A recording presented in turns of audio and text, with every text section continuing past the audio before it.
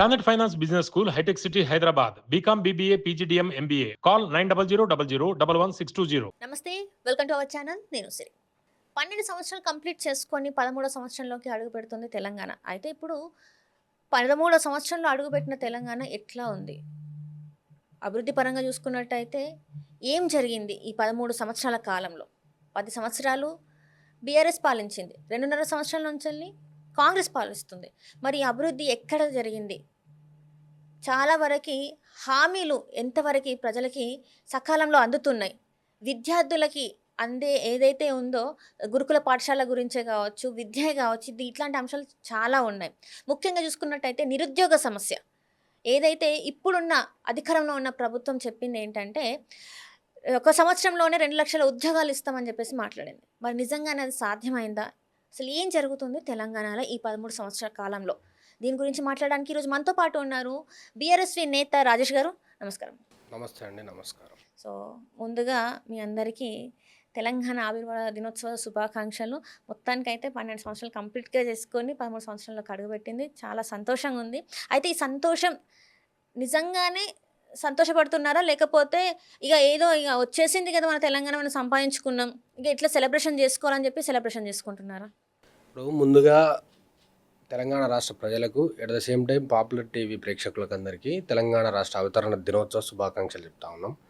ఇలా మీరు అన్నట్టు తెలంగాణ రాష్ట్రము ఇవాళ సంతోషంగా ఉన్నదా, 4 కోట్ల సబ్బండ వర్గాలు హ్యాపీగా ఉన్నారా అనేది చూసుకుంటే 2014లో తెలంగాణ రాష్ట్రం జూన్ 2 నాడు సిద్ధిస్తే 2023 డిసెంబర్ వరకు కేసీఆర్ గారి పరిపాలనలో హ్యాపీగా ఉన్నది. బ్రహ్మాండంగా సబ్బండ వర్గాలు, రైతులు, ఉద్యోగులు, నిరుద్యోగులు, కార్మికులు, మహిళలు, వికలాంగులు, వృద్ధులు, అదేవిధంగా విద్యార్థులు సైతము సబ్బండ వర్గాలు క్షేమంతో సంక్షేమంతో బాగుంటే ఇవాళ అదే తెలంగాణ రాష్ట్రంలో ఇదే 4 కోట్ల జనాలు ఏ ఒక్క వర్గం కూడా హ్యాపీగా లేని పరిస్థితి కనబడతా ఉన్నది. ఇవాళ హ్యాపీగా ఉన్న వర్గం ఏదైతే ఉన్నదంటే తెలంగాణ రాష్ట్రంలో రేవంత్ రెడ్డి వర్గము, అదేవిధంగా ఆయనకు సంబంధించిన మంత్రివర్గాలు తప్ప ఏ ఒక్కరు కూడా హ్యాపీగా లేరు. ఎందుకంటే నేను డాటాతో చెప్తాను, మీకు కంప్లీట్ డాటాతో చెప్తా.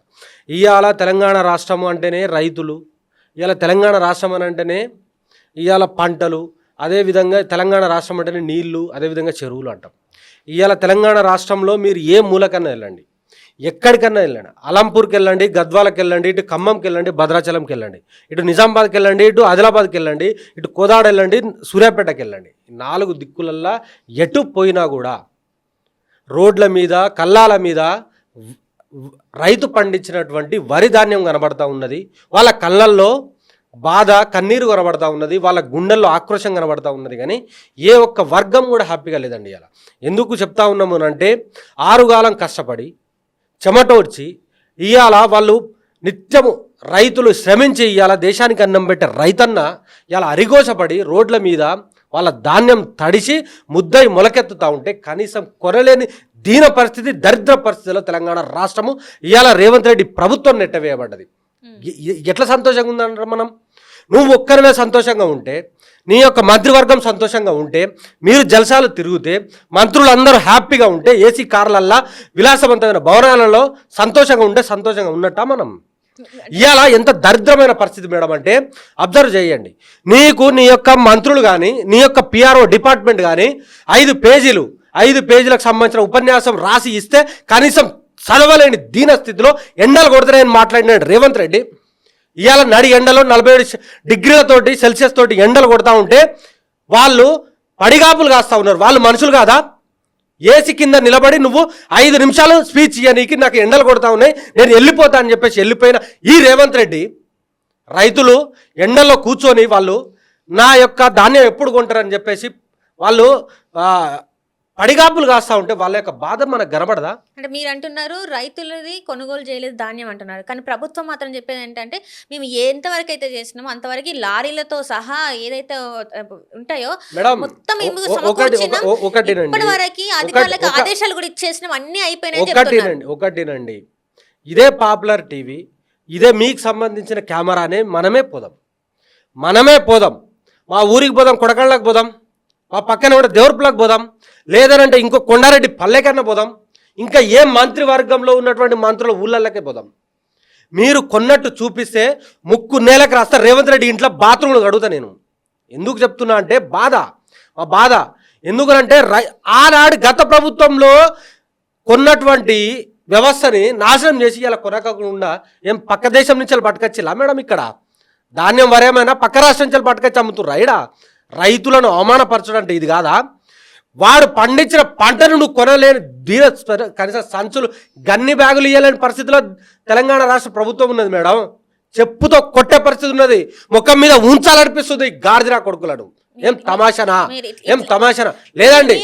మీ వాయిస్ ని రేస్ చేసి మాట్లాడడం తప్పేం లేదు, కానీ కొన్ని పదాలు మాత్రం మీరు అధికారులను అనడానికి వీల్లేదు. ఎట్లా అంటారు అట్లా అనొద్దు కదా. ఒకటినండి మేడం, బాజాప్తా కంటే నేను 10,000% అంట నా తెలంగాణ రాష్ట్ర ముఖ్యమంత్రి ఏదైతే భాష మాట్లాడతాడో నా తెలంగాణ రాష్ట్ర పౌరుడిగా నేను అదే మాట్లాడతా. ఏం తమాషనా మీరు చేస్తేనే సంసారాలు మంది చేస్తే వ్యభిచారాలా? ఏంది మేడం ఇది? మీరు కూడా సీనియర్ జర్నలిస్ట్, నేను చూస్తున్నా ఎప్పటి నుంచో. మనం కూడా ప్రశ్నిద్దాం. ఎందుకనంటే ఇవాళ మన యొక్క 3 పూటలు తింటున్నామంటే రైతన్నే కదా. వాళ్ళ పక్షాన కూడా మనం మాట్లాడకపోతే ఇంకా మనుషులం ఎట్లయితాం మేడం? ఇంకా మనుషులం ఎట్లయితాం? వాళ్ళు కొంటా అంటే వద్దంటారా మేము? లేకపోతే వాళ్ళు తరలిస్తా అంటే వద్దంటారా మేము? అడ్డుపడ్డామా? ఏంటైనా ఎందుకు కొట్టరమని అడిగినామా? కింటాకు 5-6 కేజీలు నువ్వు కట్ చేస్తా అంటే వద్దన్నామా మేము? ఈ దేనికి మేడం? విత్తనాలు మొత్తం మొలకెత్తుతున్నాయి మేడం. రైతులు విత్తనాలు మొలకెత్తుతున్నాయి. నువ్వు రైతు బంధు ఇవ్వవు, రైతు భరోసా అని చెప్పినావు, అది ఇవ్వవు.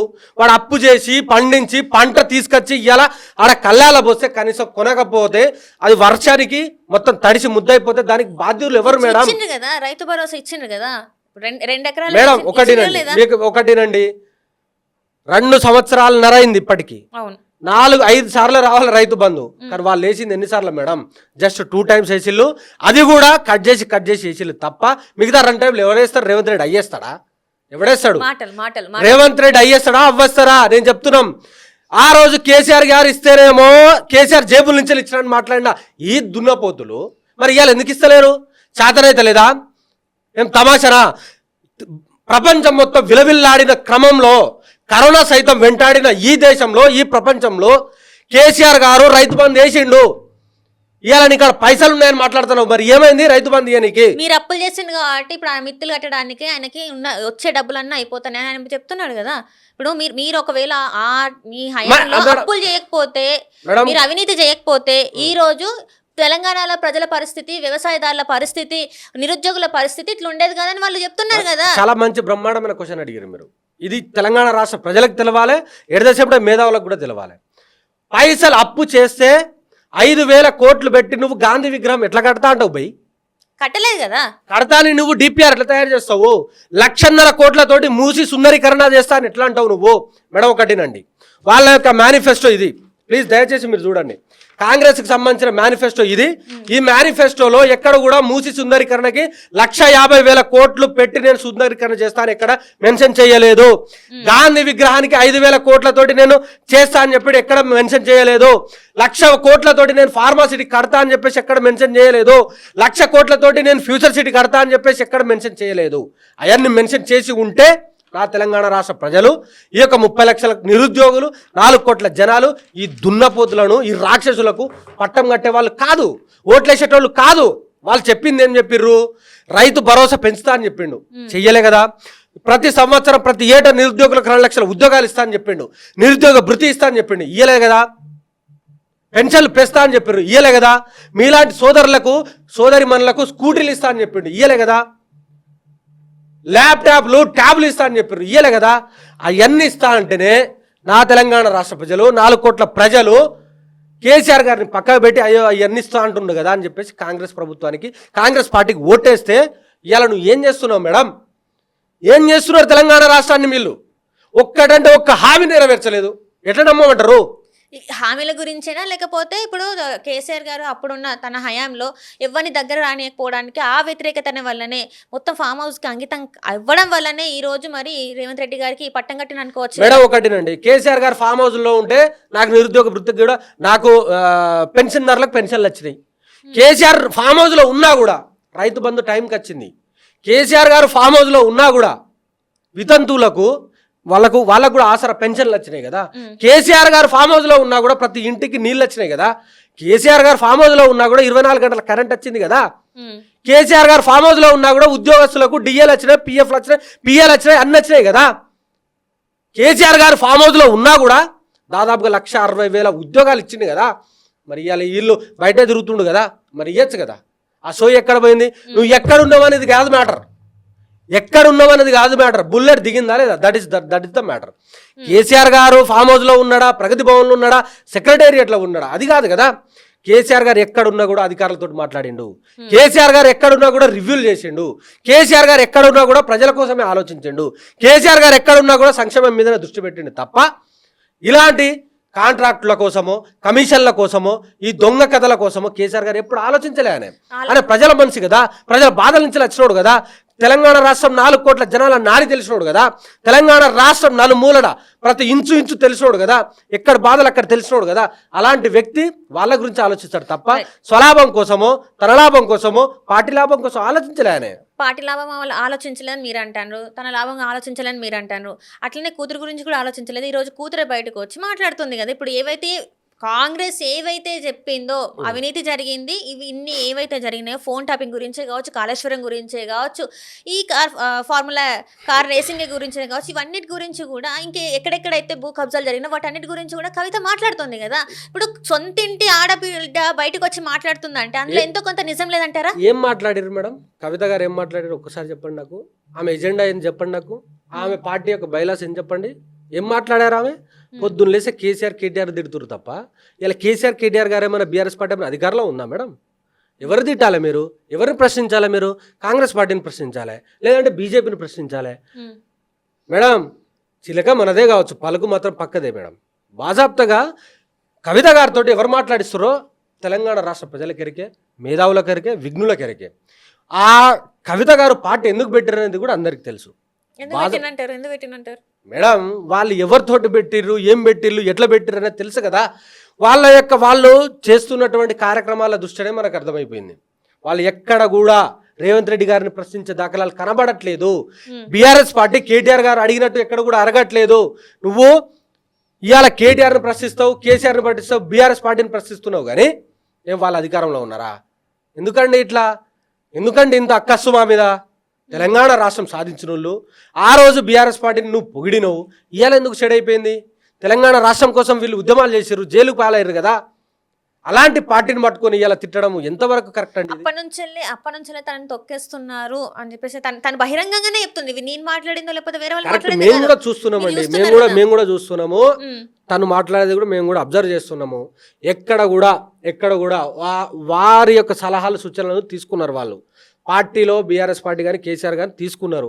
ఆ రకంగా వాళ్ళకు ఇంపార్టెన్స్ కూడా ఇచ్చిర్రు. ఇవాళ ఎంపీ చేసిర్రు, ఆ తర్వాత ఓడిపోగానే మళ్ళీ ఎంపీ ఓడిపోగానే మళ్ళీ ఎమ్మెల్సీ చేసిర్రు. అన్ని రకాలుగా వాళ్ళకి పదవులు ఇచ్చిర్రు. వాళ్ళకి ఎక్కడ తక్కువ చేసిర్రు? ఇవాళ కేసీఆర్ గారు లేకపోతే నేను ఎక్కడిది, కేసీఆర్ గారు లేకపోతే కవిత గారు ఎక్కడిది? కేసీఆర్ గారు పార్టీ పెట్టడంతో బీఆర్ఎస్ పార్టీ పెట్టడంతో ఇవాళ ఇంత ఎత్తుకు ఎదిగిరు కదా. గదిగా ఆ సోయి కూడా మర్చిపోయి ఇవాళ ఆ సోల్ మర్చిపోయి ఇవాళ మీరు కేసీఆర్ గారిని తిట్టడం అనేది చాలా అది పద్ధతి కాదు. దయచేసి ఇవాళ తెలంగాణ రాష్ట్రంలో ఉన్నటువంటి 4 కోట్ల ప్రజలు ప్రమాదంలో ఉన్నారు. దాని గురించి ప్రశ్నిద్దాం కదా. రండి ప్రశ్నిద్దాం, అడుగుదాం, ఈ ప్రభుత్వాలను అడుగుదాం. పార్టీ పెట్టిళ్ళు, బాజాబ్దం మీరు పెట్టిళ్ళు, కానీ అడగాలి కదా. అడగకుండా కేసీఆర్ని తిడతా, కేటీఆర్ని తిడతా అంటే తెలంగాణ రాష్ట్ర ప్రజలు నమ్మే పరిస్థితిలో లేరు. మరి ఇప్పుడు కాంగ్రెస్ని మరి ఏమంటారు? కాంగ్రెస్ మీకైనా పంచి పనులు చేస్తుంది. ఇప్పుడు ఇవాళ చూసుకున్నట్టయితే రేవంత్ రెడ్డి గారు తన ప్రెస్ మీట్లో చెప్పింది ఏంటి? తన విద్యార్థుల కోసం ఏమేమి చేస్తున్నారని తను బహిరంగంగా చెప్పిండ్రు, సభలో చెప్పేసిండ్రు. అందుకే విద్యాశాఖ నేను నా దగ్గర పెట్టుకున్నాను కూడా తను చెప్పడం జరిగింది. మరి దాని మీద మీరేమంటారు? మరి ఇంతకుముందు విద్యార్థుల గురించి మాట్లాడినరా? ఇట్లాంటివి మేడం ఒకటినండి, A+B² ఫార్ములా తెలియనోడు కూడా ఇవాళ విద్యాశాఖ మంత్రి అయిన మా దగ్గర. ఇవాళ వేప చెట్టుకు సంబంధించిన శాస్త్రీయ నామం అంటారు కదా, ఆ శాస్త్రీయ నామం తెలియనోడు కూడా ఇవాళ విద్యాశాఖ మంత్రి అయ్యిండు.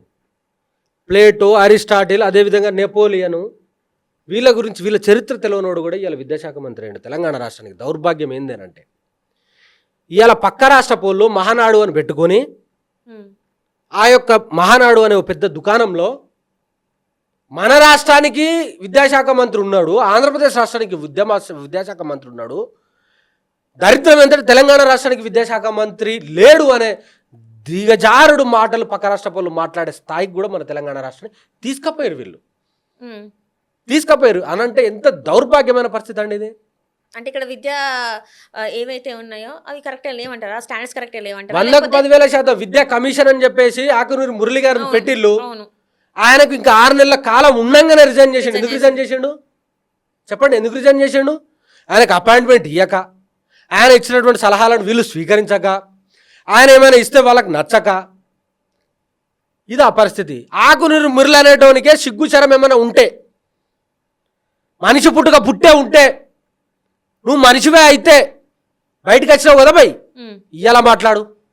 రేవంత్ రెడ్డి మీద మాట్లాడు. నువ్వు నీకు దమ్ము ధైర్యం ఉంటే కొడక నువ్వు మాట్లాడు. ఆ రోజు కేసీఆర్ గారి మీద ఒరిన ఈ యొక్క నోరు ఇలా మాట్లాడాలి. మాట్లాడకపోతే నా కొడక చెప్పు తీసుకొని కొడతారు నిన్ను. ఎందుకు అంటున్నామనంటే ఆక్రోశం, మా బాధ. ఇట్లా అన్నది కరెక్ట్ అంటారా? మా బాధ మా బాధ మా బాధ ఉండొచ్చు. మా బాధ మా బాధ ఉండొచ్చు. నేను బాధ. బాధ అనట్లేదు. ఒకటి రండి తెలంగాణలో చెప్పాలి కానీ మీరు ఒకటి రండి 100కు 10,000% కొడతాం, చెప్పు మెడకేస్తాం. ఎందుకనంటే ఇలా తెలంగాణ రాష్ట్రం మేడం ఒకటి మీరు బాధపడదు ప్లీజ్, దయచేసి చెప్తున్నా. ఎందుకంటే మా బాధ, తెలంగాణ రాష్ట్రంలో కాంగ్రెస్ ప్రభుత్వము గద్దెనెక్కడానికి, కాంగ్రెస్ ప్రభుత్వం ఏర్పాటు కావడానికి 30 లక్షల మంది నిరుద్యోగులే అని చెప్పేసి స్టేజ్ మీద చెప్పినటువంటి రేవంత్ రెడ్డి నిరుద్యోగుల పక్షాన కనీసం ఒక్కటంటే ఒక్కటి ఆకునుడి మురళి మాట్లాడు, ఎట్ ద సేమ్ టైము ఆయన కోదండరామ్ మాట్లాడాడు, వల్మూరు వెంకట్ మాట్లాడు, అద్దంకి దయాకర్ మాట్లాడు, ఇంకొక రియాజ్ మాట్లాడు, ఇంకోడం మాట్లాడు. ఇది ఎక్కడ న్యాయం అండి చెప్పండి? మీరు దయచేసి చెప్తున్నా. సంవత్సరానికి 2 లక్షలు ఇస్తా అని చెప్పారు మేడం ఉద్యోగాలు. ఇప్పటి వరకు వాళ్ళు ఇచ్చిన ఉద్యోగాలు, కేసీఆర్ గారు ఇచ్చిన ఉద్యోగాలని నేను ఇచ్చిన అంటున్నాను మేడం. ఇది మమ్మల్ని మేడం ఒకటి ప్లీజ్ దయచేసి ప్లీజ్, మా బాధ మేడం ఇది, మా బాధ. మీరేమనుకుంటారంటే వీళ్ళు బాగా బలిసి మాట్లాడుతున్నారు అనుకోవచ్చు తెలంగాణ రాష్ట్రం. మా బాధ అండి, మా బాధ, నా బాధ. ఎందుకనంటే నేను అడగకపోతే ఈ జన్మకు సార్థకత లేదు. ఎందుకంటే 4 కోట్ల మంది ప్రజలు కట్టిన పన్నుతోటి నేను ఉస్మానియా యూనివర్సిటీలో చదువుకున్నాను మేడం, పిహెచ్డీ చేసిన, పీజీలో నేను గోల్డ్ మెడల్స్ నేను అడగకపోతే ఈ జన్మ అసలు క్షమించదు, తెలంగాణ రాష్ట్ర ప్రజలు క్షమించదు మేడం. సరూర్ నగర్ స్టేడియంలో ప్రియాంక గాంధీ గారు సభ పెట్టి యూత్ డిక్లరేషన్ పెట్టారు మేడం. చూడండి మేడం, దయచేసి చెప్తాను చూడండి ఎన్ని హామీలు ఇచ్చారు మేడం. ఒక్కటంటే ఒక్కటి నెరవేర్చకపోతే మాట్లాడద్దాం మేడం మేము. ఆ రోజు కేసీఆర్ గారు కుటుంబంలో ఉన్నటువంటి 2 ఉద్యోగాలను పీకండి, కేసీఆర్ ఉద్యోగం పీకేయండి, సంవత్సరానికి 2 లక్షల ఉద్యోగాలు ఇస్తా అని చెప్పారు మేడం. 2.5 సంవత్సరాలు అయింది మేడం, 2 లక్షలు కాదు 5 లక్షల ఉద్యోగాలు రావాలి. మరి ఎక్కడ మేడం? ఎన్ని ఇచ్చింది మేడం? గత ప్రభుత్వము ఇచ్చిన ఉద్యోగాలను వీళ్ళు ఫిల్ చేసి వీళ్ళు అపాయింట్మెంట్ లెటర్లు ఇస్తే ఎట్లా మేడం? ఇది ఎక్కడ దాష్టికం అండి? ఈ రోజు అయితే మరి చెప్పింది కదా ముఖ్యమంత్రి గారు, ఈ రోజు రేవంత్ రెడ్డి గారు చెప్పిండ్రు మేడం. అదే విషయం మేము రేవంత్ రెడ్డి గారికి చెయ్యెత్తి మొక్కి చెప్తున్నాం. 60,000 ఉద్యోగాలు ఇచ్చినామని చెప్పి మాట్లాడుతున్నావు కదా రేవంత్ రెడ్డి గారు, నీకు దండం పెడతా. ఇదే ముచ్చట అశోక్ నగర్ అడ్డా మీదికి బా, అశోక్ నగర్ గల్లీలకి బా, చిక్కడపల్లి లైబ్రరీకి బా, లేదంటే మా ఉస్మానియా యూనివర్సిటీకి వచ్చి చెప్పు, నిరుద్యోగులను కూర్చోబెట్టుకొని చెప్పు. వాళ్ళు యాక్సెప్ట్ చేస్తే మేము కూడా యాక్సెప్ట్ చేసినాం. కొత్త రిక్రూట్మెంట్స్ కూడా తీసుకుంటామని చెప్పిండ్రు కదా, ఇప్పుడు ఎప్పటికప్పుడు జరిగిపోతే చాలా ఫాస్ట్ జరుగుతాయని ఇవాళ చెప్పిండ్రు మేడం. 2.5 సంవత్సరాలు దాటిపోయింది మేడం, 30 నెలలు అయిపోయింది మేడం. ఇంకెన్నటి చేస్తారండి? ఇంకెన్నటి చేస్తారు అంటున్నాం మేము. తప్పండి, నమ్మే పరిస్థితులు తెలంగాణ రాష్ట్ర ప్రజలు లేరండి, దయచేసి చెప్తున్నా. ఇవాళ వీళ్లకు నిరుద్యోగులకు ఉద్యోగాలు ఇస్తే రేవంత్ రెడ్డికి కాంట్రాక్టులు రావు, నిరుద్యోగులకు ఉద్యోగాలు ఇస్తే రేవంత్ రెడ్డికి కమిషన్లు రావు. రేవంత్ రెడ్డికి ఏం కమిషన్లు వస్తాయి?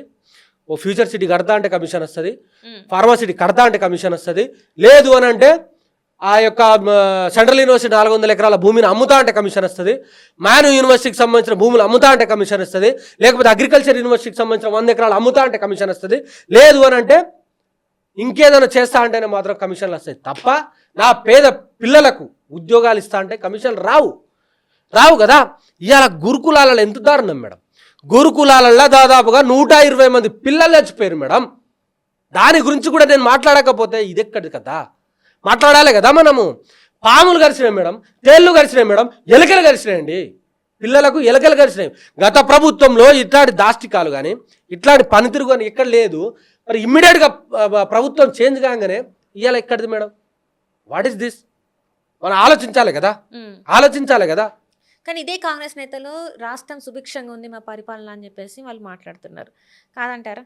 ఎక్కడ మీరు మీరు చెప్తున్నారు అసలు ఇట్లా ఎన్ని ప్రాబ్లమ్స్ ఉన్నాయి, నిరుద్యోగులకు ఎన్ని మేడం, ప్రాబ్లమ్స్ ఉన్నాయి, వ్యవసాయం ఎన్ని ఉన్నాయి, అన్నిటి గురించి మాట్లాడుతున్నారు. మరి నిజంగా అంత వ్యతిరేకత ఉంటే మరి ఈ రోజు ఈ నాయకులు అంత ధీమాగా ఇంత గట్టిగా వాళ్ళు చెప్పారు కదా సుభిక్షంగా ఉంది తెలంగాణ మా పరిపాలన అని చెప్పి. సుభిక్షంగా ఉంటే మా పార్టీ నుంచి 10 మంది ఎమ్మెల్యేలు ఎవరైతే ఉన్నారో వాళ్ళ పార్టీకి పేరు కదా. సుభిక్షంగా ఉంటే ఓట్లు అయితే ఎలాగేస్తారు కదా. వాళ్ళకి రిజైన్ చేసి ఎన్నికలకు పోయే దమ్ము ధైర్యము రేవంత్ రెడ్డి అనేటు నీకు ఉందా? 2 బై ఎలక్షన్స్ వచ్చినాయి. ఉందా అండి? 2 బై ఎలక్షన్స్ వచ్చినాయి. చెప్పండి. 2 బై ఎలక్షన్స్ కంటోన్మెంట్ ఒకటి వచ్చింది, జూబ్లీ హిల్స్ ఒకటి వచ్చింది. కంటోన్మెంట్ లో అది గవర్నమెంట్ పోయిన 5-6 నెలల్లోనే వచ్చింది అది. కాబట్టి ఈ ప్రభుత్వం ఏదైనా చేస్తుంది కావచ్చు అనే ఉద్దేశంలో భాగంగా వాళ్ళకి వేసారు. ఒకటి. సెకండ్ బై ఎలక్షన్ వచ్చేసి జూబ్లీ హిల్స్ వచ్చింది. జూబ్లీ హిల్స్ లో ఎటువంటి తతంగం జరిగిందో తెలుసా మీకు? దాదాపుగా 20,000 ఫేక్ ఓట్లు ఉన్నాయని చెప్పేసి మా కేటీఆర్ గారు పేద స్క్రీన్ పెట్టి ఎక్స్ప్లెయిన్ చేసే ప్రయత్నం చేశాను. కనీసం ఒక్క ఓటు తీసిన దాఖలాలు లేవు. అదే రాహుల్ గాంధీ గారు ఏఐసిసి ఆఫీస్లో నిలబడి ఈ ఫేక్ ఓట్స్ ఉన్నాయని చెప్పేసి బెంగళూరు సంబంధించిన పార్లమెంట్ ఎన్నికలలో ఉన్నాయని చెప్పేసి చెబితే ఆయన చెప్తేనేమో ఇది, కేటీఆర్ గారు చెప్తేనేమో ఇది. ఎట్ ద సేమ్ టైం ఇంకొకటి మీరు చూసిర్రు, మీ యొక్క టీవీ ఛానల్లోనే నేను చూసిన, ఒక్కొక్క ఫంక్షన్ హాళ్ళల్లో దాదాపుగా 5-6 వేల మంది పిల్లల్ని 5-6 వేల మంది ముస్లిం వాళ్ళను పడుకోబెట్టి తెల్లారు ఓటుకు తీసుకొచ్చిన దాఖలాలు మనం చూసినాము. 14-15 సంవత్సరాల అమ్మాయిలను కూడా ఓటు హక్కు వినియోగించుకోవడం కోసం తీసుకొచ్చారు. అదే విధంగా పట్టుకున్నాం బాజాబ్తుగా ఎలక్షన్ కమిషన్కి మేము కంప్లైంట్ ఇచ్చినాం. కానీ ఎక్కడ కూడా చర్యలు తీసుకున్న దాఖలాలు లేవు. మీరు గుర్తుపెట్టుకోండి మేడం, ఫలానా ఒక హౌస్ నెంబర్ ఉన్నది కానీ అక్కడ హౌస్ లేదు, అపార్ట్మెంట్ లేదు, ఏం లేదు, కానీ 70 ఓట్లు ఉన్నాయి ఆడ. అన్ని ప్రాక్టికల్గా విత్ డాటా తోటి ఎలక్షన్ కమిషన్కి ఇచ్చినాం. కానీ ఎక్కడ కూడా ప్రూఫ్తోని ఇచ్చినాం. కానీ ఎక్కడ కూడా దాని మీద వాళ్ళు యాక్షన్ తీసుకున్న దాఖలాలు లేవు. అదేవిధంగా వాళ్ళు తాయిలాలు ఇచ్చిళ్ళు, అదేవిధంగా కుట్టు మిషన్లు ఇచ్చిళ్ళు, డబ్బులు పంచిళ్ళు, ఎన్ని రకాల చేయాలో అన్ని రకాలుగా ప్రలోభాలు చేశారు. మేడం, మా యొక్క బూత్లో కూర్చున్నటువంటి బూత్ ఏజెంట్లను బెదిరించి మరి బయటికి తీసుకోవచ్చు మేడం. వాళ్ళు ఇలా పోలీస్ అండా చూసుకొని, ఎలక్షన్ కమిషన్ అండా చూసుకొని ఇలా ఇలాంటి తతంగం చేస్తే వాళ్ళు గెలిచిరు తప్ప ఎక్కడ నైతికంగా గెలిచారండి వాళ్ళు? ఎక్కడ నైతికంగా గెలిచారు? దాని తర్వాత ఏకదం మున్సిపల్ ఎలక్షన్లు వచ్చినాయి. మున్సిపల్ ఎలక్షన్లలో మేము ఎన్ని సీట్లు గెలిచాం మేడం? మేము దాదాపుగా 40 మున్సిపాలిటీస్ గెలిచాం మేము. అని అంటే మేము మా బీఆర్ఎస్ పార్టీకి ఆదరణ లేదా జనాలల్లా. అదేవిధంగా సర్పంచ్ ఎలక్షన్లు వచ్చినాయి. మా బీఆర్ఎస్కి సంబంధించిన మద్దతుదారులకు దాదాపుగా 43% మేము సర్పంచ్లను గెలిచినాం మేము. అంటే అధికారంలో లేకపోయినా బీఆర్ఎస్ పార్టీకి ఇంత పట్టం కట్టిల్లు మేడం. అట్టంటారు మీరు, అనొద్దు. ఎందుకనంటే ఇది స్టాటిస్టికల్ డాటా అండి. లేదు మీరు కాంగ్రెస్ పార్టీ వాళ్ళు లేవనెత్తిన ప్రశ్న మమ్మల్ని అడుగుతున్నారు, కానీ మేము అనేది ఏంటంటే స్టాటిస్టికల్ డాటా ఇది. That is the statistical. అదే బీఆర్ఎస్ పార్టీ అధికారంలో ఉన్నప్పుడు మున్సిపల్ ఎలక్షన్లు వస్తే 2 మున్సిపాలిటీలు గెలిచింది కాంగ్రెస్ పార్టీ. కానీ ఇలా మేము 38 మున్సిపాలిటీలు గెలిచాం. ఎవరు గ్రేట్? ఏ పార్టీ గ్రేట్ చెప్పండి మీరు?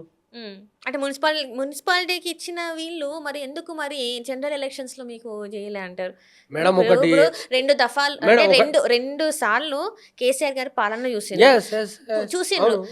ఆ చూసిన తర్వాత ఫస్ట్ అందరు ఏమనుకున్నారంటే ఫస్ట్ సారి కాబట్టి సరిగా అంటే అన్ని నిధులు సమకూరలేదు, ఏం కాలేదు, మిగులు బడ్జెట్ లో వచ్చినా కూడా కొన్ని చేయాల్సినవి ఉన్నాయి కాబట్టి సరే ఏదో జరిగింది, ఇంకోసారి ఇద్దామని చెప్పేసి అవకాశం ఇచ్చిండ్రు. కానీ రెండోసారి ఆ నమ్మకాన్ని మీరు పెట్టుకోలేదు, ఆ నమ్మకాన్ని మీరు నిలబెట్టుకోలేదు అనేది వాస్తవా కాదా చెప్పండి. లేదు, దీన్ని నేను ఏకీభవించను. ఒకవేళ ఇప్పుడు రేవంత్ రెడ్డి సీఎం సీట్ లో కూర్చున్నట్టు కాదు కదా మేడం. ఒకటి రండి, నేను ఎక్స్ప్లెనేషన్ ఇస్తా కదా. మేము బీఆర్ఎస్ పార్టీ వీళ్ళు 15,000 రైతు బంధు ఇస్తా అన్నారు, మేము అనలే. మేము 10,000 ఇస్తా అని చెప్పినాం. వినండి, వీళ్ళు పెన్షన్ 4,000 ఇస్తా అని చెప్పారు, కానీ మేము అనలే, బీఆర్ఎస్ పార్టీ అనలే. అదేవిధంగా వీళ్ళు మహిళలకు స్కూటీలు ఇస్తా అని చెప్పారు, మేము అనలే కదా. ఎక్కడ గతంలో ఏమి ఇచ్చినామో మేము కంటిన్యూ చేస్తామని చెప్పినాం. ఆర్థిక పరిస్థితి యొక్క దృష్ట్యా ఎట్లున్నదని చెప్పేసి దాని దృష్ట్యానే మేము ఇట్లనే పోతాం ఎలక్షన్ల కానీ చూసినాం. కానీ జనాలు 15,000 ఇస్తా అన్నారు కదా, అదేవిధంగా 4,000 రూపాయల పెన్షన్ చేస్తా అన్నారు కదా, వికలాంగులకు 6,000 చేస్తా అన్నారు కదా, 2 లక్షల ఉద్యోగాలు అంటున్నారు కదా, నిరుద్యోగ వృద్ధి 4,500 అంటున్నారు కదా అని చెప్పేసి కొంత వాళ్ళకెళ్ళి చూసిర్రు. మేము ఎంతలో ఓడిపోయినాం మేడం? 1.8% తోటే మా యొక్క గవర్నమెంట్ పోయింది. ఎంటైర్ తెలంగాణ రాష్ట్రంలో 4 లక్షల ఓట్లతోటే మేము ఓడిపోయినాం. ఎంటైర్ తెలంగాణ రాష్ట్రంలో 4 లక్షల ఓట్ల డిఫరెన్స్ తోటే మేము పోయినాం తప్ప మమ్మల్ని కూడా మొత్తం చీదరించలే ఇక్కడ జనాలు కూడా. మేము కూడా 39 సీట్లు గెలిచినాం కదా. కాకపోతే వాళ్ళు మార్పు మార్పు మార్పు అని అన్నారు. ఎన్నో హామీలు ఇచ్చిరు, 6 గ్యారెంటీలు అన్నారు, 420 హామీలు ఇచ్చిళ్ళు. సరే చూద్దాం, వీళ్ళు అంటున్నారు కదా చూద్దాం అని చెప్పేసి ఒక 1.8 మంది అటు వేసారు. అందులోనే ప్రభుత్వం మారింది తప్ప వేరే ఏం లేదు. అంటే మీలో మీ నాయకులు ఎవరైతే ఉన్నారో వాళ్ళు ఇప్పటికి కూడా ఇంకా మారలేదు, ఓడించినా కూడా మేము ఓడించిందే ఇందుకు అన్నా కూడా వాళ్ళకి తెలిసినా కూడా ఇప్పటికీ మారలేదు అని చెప్పేసి ప్రజలు మాట్లాడుతున్నారు. ఏంటంటే ముఖ్యంగా చూసుకున్నట్టయితే బాల్క సుమన్ గారు ఏదైతే కొన్ని వ్యాఖ్యలు చేసిండ్రో ఆ వ్యాఖ్యల వల్ల మళ్ళీ అరెస్ట్ అయినరు. ఆయన చేసిన వ్యాఖ్యలు కరెక్టే అంటారా? బాల్క సుమన్ గారు ఏం మాట్లాడారండి? మీరు చెప్పాలి. ఒకటినండి, బాల్క సుమన్ గారు మిలిటెంట్ ఉద్యమాలు చేద్దామని అన్నారు. ఒకటినండి, మిలిటెంట్ ఉద్యమాలు చేద్దామని అన్నారు. అదే విధంగా రేవంత్ రెడ్డి గారు ఏమన్నారంటే ప్రతిపక్ష నాయకుడు ఉన్నప్పుడు ప్రగతి భవన్ ని బాంబులు పెట్టి పేల్చేస్తా అన్నాడు. దాని మీద ఎవరు మాట్లాడరు. వినండి, ఎట్ ద సేమ్ టైం ఇప్పుడున్నటువంటి కాంగ్రెస్లో ఉన్నటువంటి ఎమ్మెల్యే ఎవరైతే ఉన్నారో మక్కాన్ సింగ్ ఠాకూర్ అని రామగుండం ఎమ్మెల్యే అడ్డంగా ఎవడొస్తే వారిని అడ్డంగా నరికేస్తా అన్నాడు. దాని గురించి మనం మాట్లాడడం. At the same time Jadcherla MLA Anirudh Reddy అనేటోడు ఆయన ఏమంటాడండి, అక్కడ ఉన్నటువంటి ఫార్మా కంపెనీని నేను తగలబెట్టేస్తానని చెప్పిండు. వాళ్ళ మీద గురించి మనం మాట్లాడాం, ఎందుకనంటే వాళ్ళ అధికారంలో ఉన్నారు. ఎట్ ద సేమ్ టైము మందుల సామెలు అనేటోడు అసెంబ్లీలోనే ఒక్కొక్క నా కొడుకులను నరికేస్తా అన్నాడు. దాని గురించి మనం మాట్లాడాం. అదే బండి సంజయ్ అనేటోడు ఓల్డ్ సిటీ మీదకి మొత్తం తుపాకులు బాంబులు తీసుకొచ్చి దీన్ని సర్జికల్ స్ట్రైక్ చేసి మొత్తం కూలగొడతా అని చెప్పిండు. దాని గురించి మనం మాట్లాడాం. అదేవిధంగా రాజాసింగ్ అనేటోడు నాకు 5 నిమిషాలు ఇవ్వండి నేను మొత్తం ఖతం పెడతా అన్నాడు. దాని గురించి మనం మాట్లాడాం. ఎట్ ద సేమ్ టైం ఎంఐఎంకి సంబంధించిన అసదుద్దీన్ ఓవైసో అక్బరుద్దీన్ ఓవైసో అని మేము మాట్లాడతారు. మీరు 10 నిమిషాలు నాకు టైం ఇవ్వండి, హిందువులను మొత్తం లేకుండా చేస్తా అని చెప్పిండు. దాని గురించి మనం మాట్లాడాం. కానీ బాల్కా సుమన్ అనేట ఆయన ఉద్యమకారుడు, విద్యార్థి నేత, ఇవాళ ఉద్యమాల నుంచి వచ్చినోడు, తెలంగాణ రాష్ట్రంలో పోరాడినోడు. ఇవాళ మనము తెలంగాణలో రైతులు ఇబ్బంది పడుతున్నారు, కార్మికులు ఇబ్బంది పడుతున్నారు, సింగరేణి మొత్తం ఆగం చేస్తున్నారు, మనము మిలిటెంట్ తరహా ఉద్యమాలు చేయాలని చెప్పేసి మాట్లాడితే ఒక దళిత నాయకుడి మీద ఇలా దాడులు చేస్తా ఉన్నారు. ఇదెక్కడ న్యాయం అండి? నేను గిన్ని చెప్పిన మేడం, నేను గిన్ని చెప్పిన ఏ ఒక్కరి మీద కేసు అయిందా? ఇప్పుడు రైళ్లు తగలబెట్టండి, లేకపోతే ఆఫీసులు తగలబెట్టండి, ఆవేశానికి గురై ఇప్పుడు ఇట్లా రైలు రోకలు చేయాలి, ఇవన్నీ అంటే కరెక్ట్ అంటారా? ప్రజల్ని తప్పుదో పట్టించినట్టు కదా. రేవంత్ రెడ్డి బాంబులు వేసి చంపుతా అంటే కరెక్టేనా అండి? ఇదే పొన్నం ప్రభాకర్ గారు డీజీపీ పైనుంచి పోతా అంటే హెలికాప్టర్ని నేను మొత్తం తుపాకీతోటి కాల్చి పడేస్తాను అన్నాడు. అవన్నీ వీడియోస్ ఉన్నాయండి. నేనేదో వేగంగా మాట్లాడట్లేదు, వీడియోస్ ఉన్నాయి. మరి వాళ్ళ మీద చర్యలు లేవు మేడం, వాళ్ళ మీద కనీసం కేసు కూడా కాలే కదా. మరి పోనీ మన బాల్క సుమన్ గారు మాట్లాడినందుకు ఆయన మీద చట్ట తరహా ఆయన జైలుకు పోయిండు, మేము దాంట్లో కొట్లాడతాము, సరే ఏం జరుగుతుంది అని తర్వాత చూద్దాం. ఇప్పుడు ఇవన్నీ జరుగుతున్న క్రమంలో ఇప్పుడు తెలంగాణలో ఏంటంటే ఇంకొక పార్టీ పేరు గట్టిగా వినిపిస్తుంది కదా, కొన్ని రోజుల నుంచి చూసుకున్నట్టయితే గట్టిగా వినిపిస్తుంది. పక్క రాష్ట్రం నుంచి వచ్చి ఇక్కడ మరి ఏంటంటే ఇప్పుడు జిహెచ్ఎంసీ ఎన్నికల్లో మరి తను పార్టిసిపేట్ చేస్తాము, మా పార్టీ నుంచి పార్టిసిపేట్ చేస్తామని చెప్పేసి మాట్లాడుతున్నారు. దీని మీద కూడా చూసుకున్నట్టయితే మహేష్ కుమార్ గౌడ్ గారు కూడా ఏమంటారు స్పందించడం జరిగింది.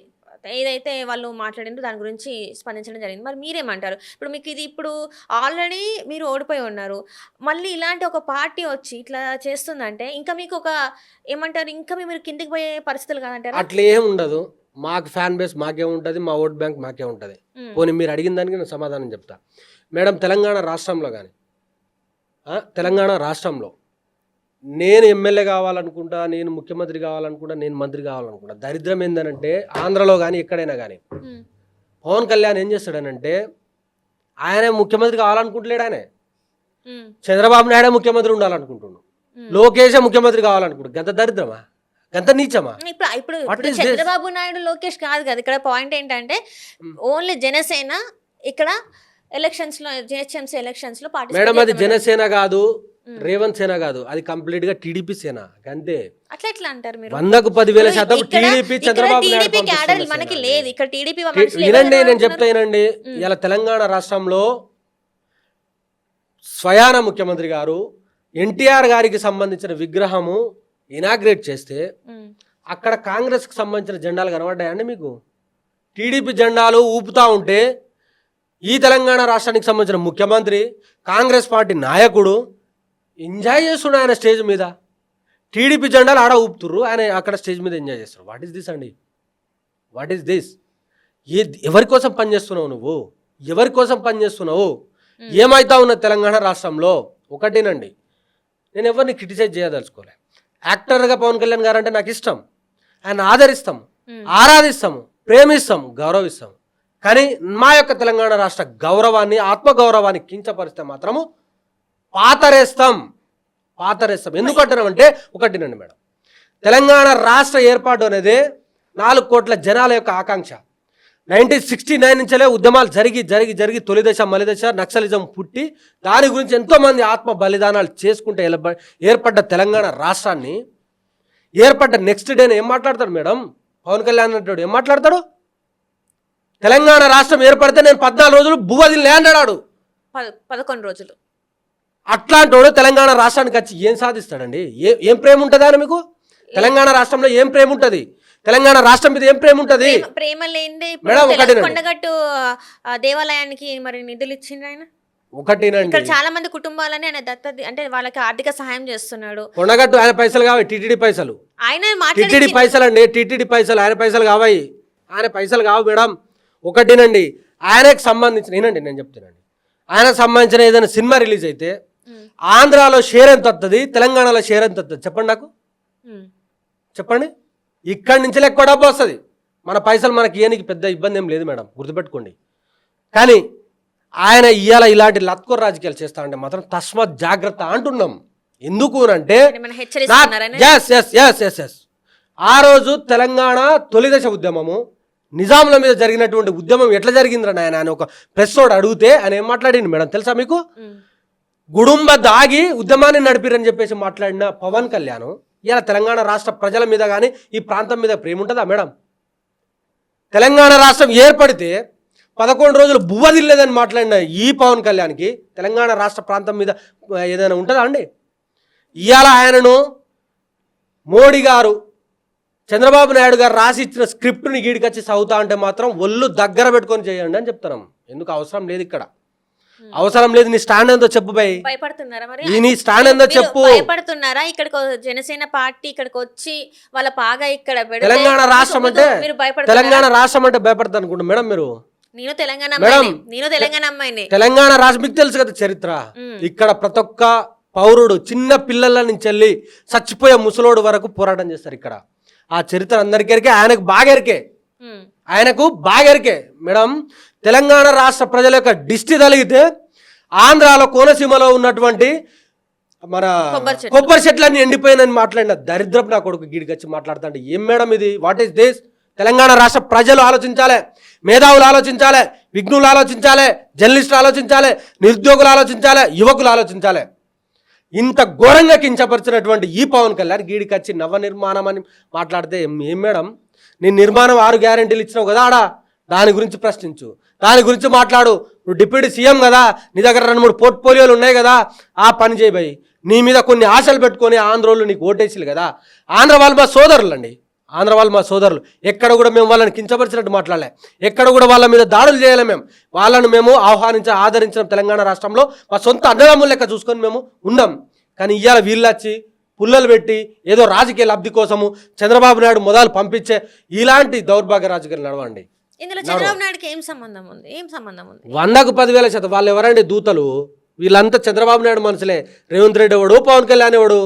చంద్రబాబు నాయుడు పంపిస్తున్నటువంటి ఇదంతా దుకాణం. వేర్లన్నీ అక్కడ పాతరై ఉన్నాయి మేడం, వేర్లన్నీ అక్కడ పాతరై ఉన్నాయి. ఈ కొమ్మలన్నీ గిడికొచ్చి మొత్తం ఉగులాడుతూ ఉన్నాయి. ఈ కొమ్మలు కాదు కదా, అన్నిటిని మేము కట్ చేయడానికి రెడీగానే ఉన్నాం మేము. ఎందుకునంటే ఈ పోరాటాల గడ్డ మీద, ఈ యొక్క బలిదానాల నేల మీద, ఇక్కడ పోరాటాలు చూసినటువంటి ఈ నేల మీద ఇలాంటి తమాషా రాజకీయాలు చేస్తే మాత్రం ఊరుకునే పరిస్థితుల్లో లేదు. మొదలు నువ్వు పవన్ కళ్యాణ్, మిస్టర్ పవన్ కళ్యాణ్, నువ్వు మొగాడివే అయితే నువ్వు మొదలు తెలంగాణ రాష్ట్రానికి క్షమాపణ కోరి ఇడికి రా. ఎందుకు అని అంటున్నామంటే తెలంగాణ రాష్ట్రం యొక్క కన్ను పడ్డది కాబట్టి ఇలా ఎండిపోయినని మాట్లాడినావు నువ్వు. అదేవిధంగా 11 రోజులు బువ్వదిల్లే అని చెప్పేసి నా యొక్క తెలంగాణ పోరాటాన్ని నువ్వు కించపరిచినావు నువ్వు. అదేవిధంగా ఆనాడు తొలిదేశ ఉద్యమంలో గుడుంబ దాగి ఉద్యమాలు చేసిరని చెప్పేసి మాట్లాడిన నువ్వు ఇలా తెలంగాణ రాష్ట్రంలో అడుగుపెట్టి ఇలా ఏదో చేద్దామని చూస్తే మాత్రం ఊరుకునే పరిస్థితులు లేదు. ప్రజాస్వామ్యం ఇది, ప్రజాస్వామ్య భారతదేశం, ఎవడైనా తిరగచ్చు. కానీ నువ్వు మొదలు క్షమాపణ చెప్పి ముక్కు నేలకు రాసి ఈడికి రావాలి నువ్వు, లేకపోతే మాత్రము ఎన్ని గుర్తుపెట్టుకుంటాం అన్ని ఇప్పుడు మీరు గుర్తుపెట్టుకుంటాం. ఎన్ని మాట్లాడారు కదా, ఆయనకున్న ఫ్యాన్ బేస్ మీకు తెలుసా? ఆయనకి ఎంత ఫ్యాన్ బేస్ ఉంది? ఉంటే సో వాట్ ఉంటే ఏంది భయపడతామా అండి మేము? రాక్షసుడు లాంటి రేవంత్ రెడ్డితో కొట్లాడుతున్నాం, గీడెంత ఈయన ఫ్యాన్స్ ఎంత? ఏం మేడం ఎవరిని కించపడతా? నేను కూడా ఫ్యానే కదా, నాకు కూడా ఇష్టమే అండి పవన్ కళ్యాణ్ అంటే నాకు ఇష్టం. చూస్తారు మీరు. నేను 200 రూపాయల టికెట్ తీసుకొని బ్లాక్ కలర్ తీసుకొని 200 రూపాయలను 300కి తీసుకొని పోయి చూసిన సినిమాలు ఉన్నాయి ఆయనకు. కానీ ఇలా నా తెలంగాణ రాష్ట్రాన్ని కించపరిచేటట్టు, నా తెలంగాణ రాష్ట్రం మీదకి దాడు చేయడానికి వస్తా అంటే ఊకుంటామా? అది తప్పు. మరి ఇప్పుడు జిహెచ్ఎంసీ ఎలక్షన్స్ వస్తున్నాయి మనకి ముందు వస్తాయి. ఇప్పుడు మరి ఇక్కడ ఏంటి పరిస్థితి? మీ బీఆర్ఎస్ పరిస్థితి ఏంటంటే? మేడము మా యొక్క బీఆర్ఎస్ పరిస్థితి, మేము చాలా స్ట్రాంగ్ ఉన్నాము, ఆత్మగౌరవంతో, ఎట్ ద సేమ్ టైము మాకు వెరీ కాన్ఫిడెన్స్ తోటే ఉన్నాము. ఎందుకనంటే మా బలము మా బీఆర్ఎస్ క్యాడర్, మా యొక్క బలము, అదేవిధంగా మా యొక్క నాయకులు కేటీఆర్ గారు, అదేవిధంగా కేసీఆర్ గారు, ఎట్ ద సేమ్ టైము హైదరాబాద్లో బీఆర్ఎస్ పార్టీ చేసినటువంటి అభివృద్ధి పనులు మేము అవన్నీ చెప్పి, వీళ్ళు వచ్చిన తర్వాత ఎలాంటి దాష్టికాలు చేస్తున్నారు, ఎలాంటి దారుణాలు చేస్తున్నారు అనేది జనాలకు క్లియర్గా ఎక్స్ప్లెయిన్ చేస్తాము. At the same time keen లెవెల్లో, చాలా గ్రౌండెడ్ లెవెల్లో మేము జనాల దగ్గరికి పోతాము, ఓటు అడుగుతాము. ఓటు అడిగే హక్కు మాకే ఉంటుంది. ఎందుకనంటే బీజేపీ కూడా ఈ యొక్క హైదరాబాద్ నగరానికి ఏం చెయ్యలే. ఇదే బండి సంజయ్ బండి పోతే బండి ఇస్తా అన్నాడు, ఎవరికి ఏం బండి ఇయ్యలే. బీజేపీ వాళ్ళు కూడా ఎక్కడ కూడా ఎవరికి ఏం సాయం చేయలే. చేసిందల్లా కాంగ్రెస్ మన బీఆర్ఎస్ పార్టీ తప్ప కాంగ్రెస్ కూడా ఏం చెయ్యలే. ఎన్నో హామీలు ఇచ్చారండి. కంటోన్మెంట్, మీరు అన్నటువంటి కంటోన్మెంట్ ఎన్నికలల్లా 6,000, నేను గృహమంత్రి శాఖగా ఉన్నది నా దగ్గర, నేను 6,000 ఇండ్లు ఇస్తా అని చెప్పిండు ఇదే పొంగులేటి శ్రీనివాసరెడ్డి గారు. కనీసం ఒక్కట మేడం వచ్చిన తర్వాత ఏమైందండి? ఇవాళ చెప్పింది ఏంటంటే సిటీలోనే వీళ్ళు 2 లక్షల ఇల్లు ఎవరైతే సిటీలో ఉన్న పేదలు ఎవరైతే ఉన్నారో వాళ్ళని శివార్లలో కాకుండా సిటీలలోనే వాళ్ళ ఉద్యోగాలకి, వాళ్ళ వ్యాపార స్థలానికి దగ్గర ఉండేలాగా వాళ్ళు ఇల్లు కడతామని హామీ ఇచ్చిండ్రు. చూద్దామండి ఎక్కడ కడతారు ఏందని. 6,000 ఇండ్లు ఇస్తా అని చెప్పేసి 2024లో చెప్పినావు. మరి ఏమైందో మరి ఇప్పటివరకు అయితే 2026 ఇది, ఇప్పటివరకు అయితే 6,000 ఇండ్లు కంటోన్మెంట్ ప్రాంతంలో ఎక్కడ కూడా కట్టిన దాఖలాలు లేవు. మరి వాళ్ళు కూడా మేడం మేము 1,00,000 ఇండ్లకు పైగా కట్టినాము. ఇవాళ కాంగ్రెస్ ప్రభుత్వము 3 రంగులు, మేడం వినండి, ఇవాళ కాంగ్రెస్ ప్రభుత్వము 3 రంగులు వేసి ఇవాళ ఇయ్యనికి ప్రయత్నం చేస్తున్నాం. అన్ని కేసీఆర్ గారు కట్టినట్టు. మేము డిస్ట్రిబ్యూట్ చేసే టైంకి, మేము ఇచ్చే టైంకి మొత్తం సెలక్షన్ ప్రాసెస్ అంతా అయిపోయింది. అప్పటికే ఎలక్షన్ కోడ్ వచ్చింది, అందువలన ఆగిపోయింది తప్ప ఏదో ఇప్పుడు కేసీఆర్ గారు 1,00,000 ఇళ్లలోకి పోయి దాచుకుంటాడా, లేకపోతే 1,00,000 ఇళ్లలోకి పోయి ఉంటాడా? జనాల కోసం కట్టిండు, జనాలకి ఇస్తాం కదా, అవి ఇస్తాం, మాకే లాభం కదా. అప్పుడు ఎలక్షన్ కోడ్ వచ్చింది కాబట్టి ఆగిపోవడం జరిగింది. ఇవాళ వాళ్ళు దానికి 3 రంగులు వేసి రేవంత్ రెడ్డి ఏదో మందికి పుట్టిన వాళ్ళు నా వీటలో ఎట్లయితారండి? కాదు కదా, తప్పు. మొత్తానికి జిహెచ్ఎంసీ ఎలక్షన్స్ లో మీ సత్తా చూపెడతారు. 100,000% మీరు చూడండి, చూడండి ఎట్లా ఉంటది చూడండి, మీరు చూడండి. మేము కూడా చాలా అలర్ట్గా ఉన్నాము. బీఆర్ఎస్ పార్టీ చేసినటువంటి అభివృద్ధి గురించి చెప్తాము. కేటీఆర్ గారు ఈ యొక్క హైదరాబాద్ నగరాన్ని అంతర్జాతీయ స్థాయికి ఎట్లా తీసుకుపోయిండో మేము జనాలకు వివరించే ప్రయత్నం చేస్తాము. మేము ప్రతి గడప తిరుగుతాము, ప్రతి ఓటర్ దగ్గరికి పోతాము, తడుతాము, ఎక్స్ప్లెయిన్ చేస్తాం కదా, అటడుకుంటామండి. చూద్దాం మరి ఏం జరుగుతుంది. కొన్ని నెలలలో మనకి ఏంటి అనేది తెలుస్తుంది. థ్యాంక్ యూ సో మచ్ అండి, మీరు మా స్టూడియోకి వచ్చి మీ విలువైన సమయాన్ని కేటాయించడం ధన్యవాదాలు. థ్యాంక్ యూ అండి.